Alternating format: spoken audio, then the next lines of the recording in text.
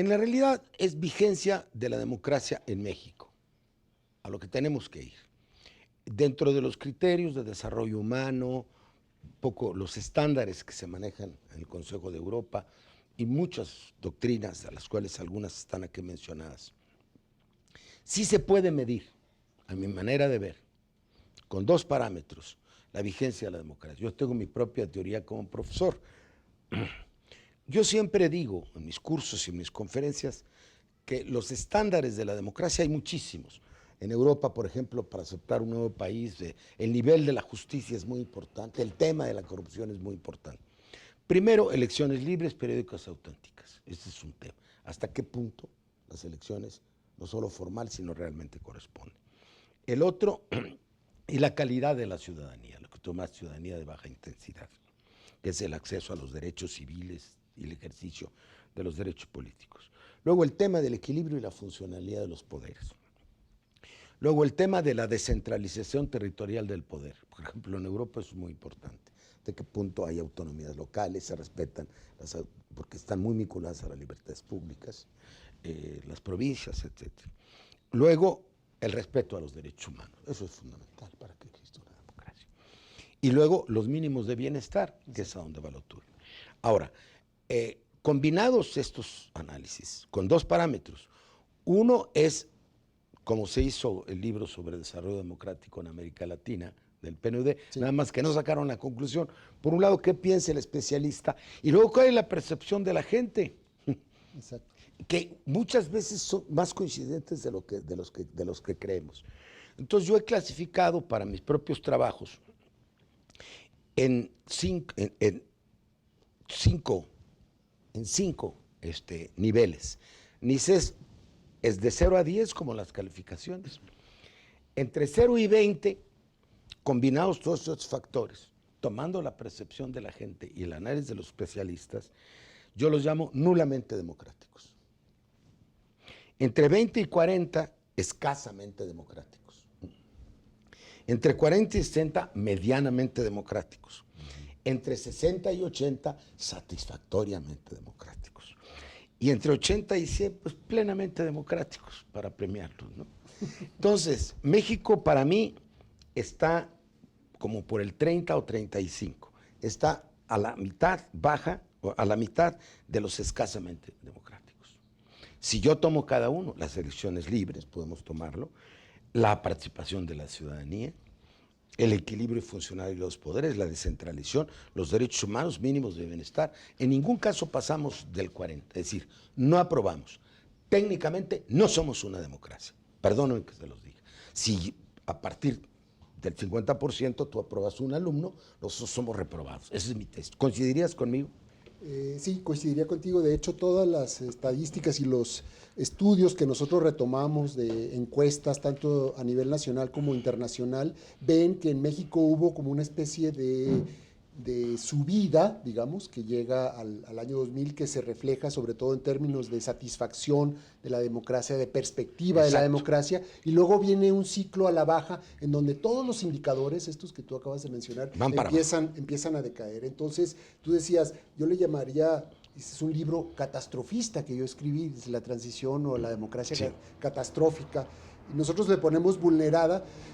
En la presentación que se hizo hace unos días de este libro, mencionábamos que lo de vulnerada, el adjetivo, ahora, unos meses después de haber entregado el libro a la imprenta, vemos que se podría decir severamente vulnerada. O sea, en todos los indicadores hemos ido retrocediendo. Adjetivos y ahora adverbios también. Adverbios. Es decir, hay una mayor desigualdad, hay más crecimiento de la pobreza, las instituciones han dado muestras de una regresión muy fuerte, tanto no solo las instituciones democráticas, sino las instituciones republicanas.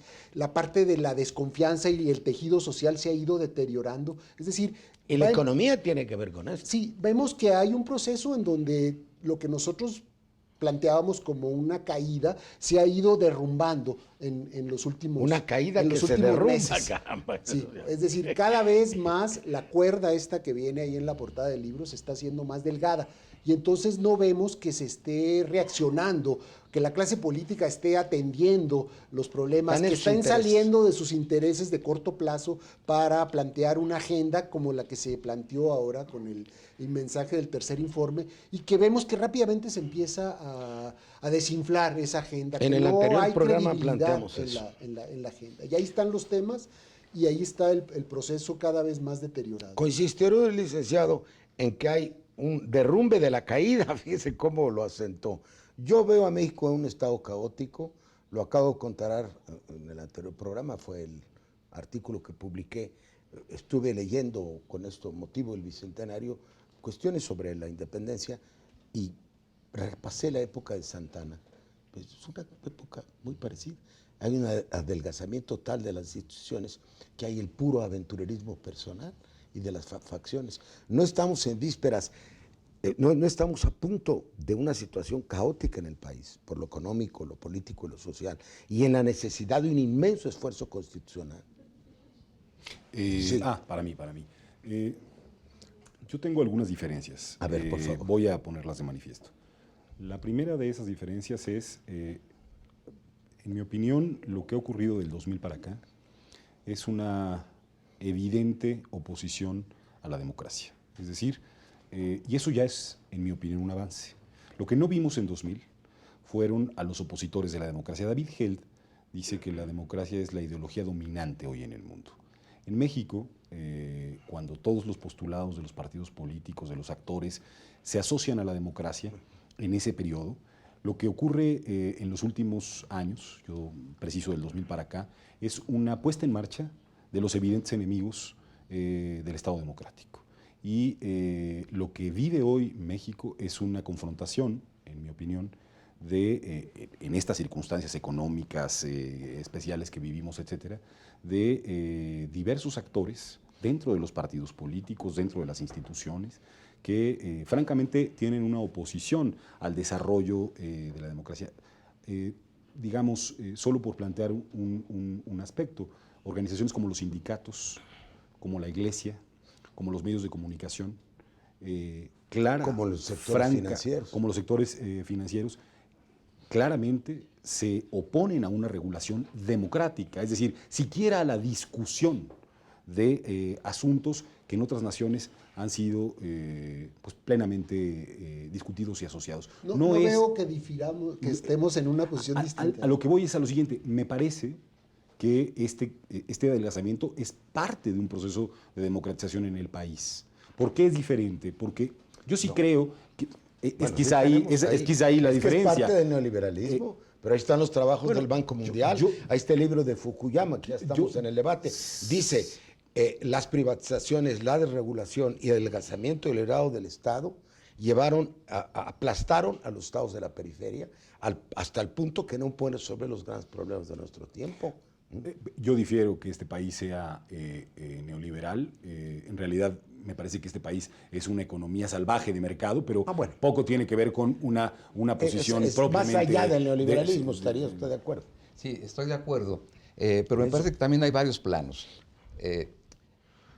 El concepto de democracia vulnerada, ¿verdad? Creo que se acompaña y está en la exposición, en el razonamiento del libro, una cuestión que no podemos perder de vista, que me parece que es muy importante. Es decir, ¿hasta qué punto llegó a consolidarse una democracia o no en México? Se quedó en la transición y eso es lo que está vulnerado, que es distinto. Es decir, cuando una democracia bien establecida, instituida, ¿verdad?, tiene una interrupción, el extremo es el golpe de Estado, en fin, ¿verdad?, se vulnera. Pero ¿qué pasa? O se vulnera doblemente, ¿verdad? Una que está en estado de transición. Esa es una cuestión muy importante. Y no se refiere nada más, yo insistiría en ese tema, ya se ha tratado muchas veces, sí, cuál es la característica, la naturaleza de la democracia y qué bases sociales, la igualdad, todo lo que se ha mencionado aquí, son necesarias, pero sí es lo mismo la democracia a todo lo demás. Porque, por ejemplo, en el trabajo, y esto no lo podemos perder de vista, está también el problema de las instituciones y el problema del desarrollo político del país. Por ejemplo, ¿en cuánto se distorsionaron las instituciones creadas para la democracia en México?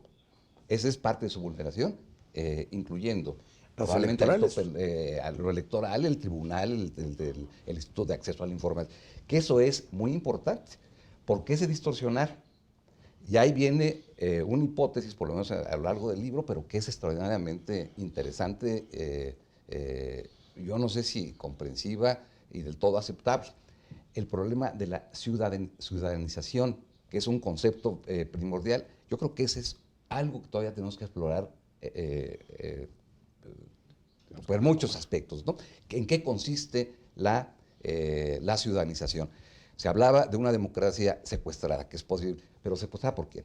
¿Por los poderes fácticos, por el Estado, o se habla de la clase dirigente del país, los partidos políticos? ¿Quién los secuestró en relación con la democracia? El problema también de la formación de las élites, de las oligarquías políticas, que las menciona. Hay una base teórica, colusión entre el tema oligarquía de política y oligarquía económica. Sí, pero yo lo que quiero llegar es a esto también. Es decir, los diagnósticos que hablan de la situación política actual, ¿verdad?, parecen apuntar, ese es otro gran tema, daría para uno o más programas, a una restauración política, y eso es extraordinariamente importante.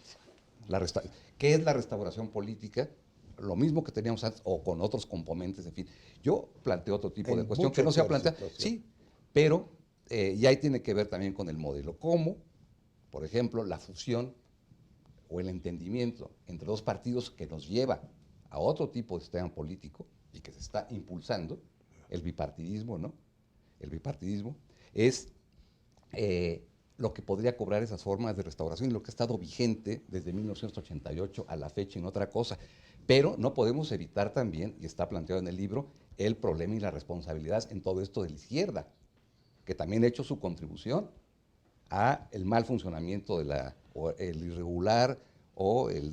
Está muy bien planteado el tema. Hay un problema, inclusive, bien tratado en el libro, ¿verdad?, cuando se refiere a los últimos tiempos, a las elecciones del 2006. Yo creo que es un capítulo central. Vamos a ese y en donde tema. hay responsabilidad de parte de todos los actores, no nada más, perdón. Nos están llamando sí, a nuestro bloque. No, pues que estamos apasionados con el tema. Vamos a las elecciones del 2006, a la decadencia de los órganos y a lo que llama Ricardo la restauración. Me parecen buenos temas, si les parece a ustedes, en el último bloque.